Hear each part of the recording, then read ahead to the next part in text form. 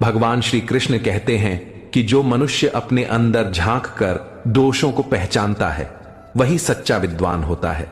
जब व्यक्ति अपने स्वभाव, अपनी क्षमताओं और अपनी सीमाओं को जान लेता है तब वह अपने जीवन का सही दिशा निर्देशन कर सकता है। बिना आत्मज्ञान के जीवन अधूरा रहता है, क्योंकि स्वयं की समझ के बिना सफलता संभव नहीं। जो व्यक्ति खुद की कमियों को स्वीकार करता है वही सुधार की ओर बढ़ सकता है। आत्मनिरीक्षण से मनुष्य अपने व्यक्तित्व को निखारता है और अपने कर्मों के प्रति सजग होता है। जीवन में अक्सर हम अपने गुणों के साथ साथ अपनी कमजोरियों को भी समझने से डरते हैं, लेकिन यह डर हमें आगे बढ़ने से रोकता है। आत्मज्ञान ही वह प्रकाश है जो अंधकार में रास्ता दिखाता है। जब हम अपनी कमियों को स्वीकार कर उन्हें सुधारने का प्रयास करते हैं तब हमारा व्यक्तित्व और मजबूत होता है। आत्मनिरीक्षण व्यक्ति को निराशा से बाहर निकालकर आशा की ओर ले जाता है। यह प्रक्रिया कठिन जरूर होती है, परंतु इसका फल मीठा होता है। भगवान श्री कृष्ण ने गीता में स्पष्ट कहा है कि कर्म करते रहो, फल की चिंता मत करो।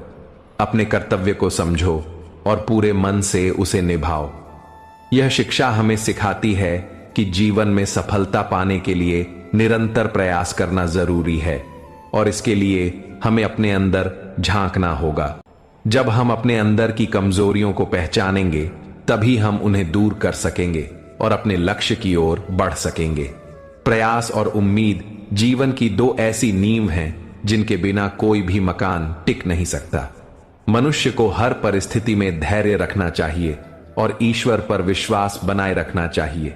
जीवन की राह में कई बार कठिनाइयां आती हैं, पर जो व्यक्ति अपने आत्मज्ञान से भरा होता है वह इन बाधाओं को पार कर सकता है। आत्मनिरीक्षण से वह अपने अंदर की ताकत को पहचानता है और फिर उससे आगे बढ़ने की ऊर्जा प्राप्त करता है। आत्मनिरीक्षण एक तरह से व्यक्ति का आत्मविश्वास बढ़ाता है, क्योंकि जब आप जानते हैं कि आपकी कमजोरियां क्या हैं तो आप उन्हें दूर करने के उपाय भी खोज पाते हैं। बिना आत्मनिरीक्षण के व्यक्ति अधूरा और अस्थिर रहता है। सफल वही होता है जो खुद को समय समय पर परखता है, अपनी गलतियों को स्वीकार करता है और सुधार करता है। इसलिए आत्मनिरीक्षण जीवन का एक अनिवार्य हिस्सा होना चाहिए।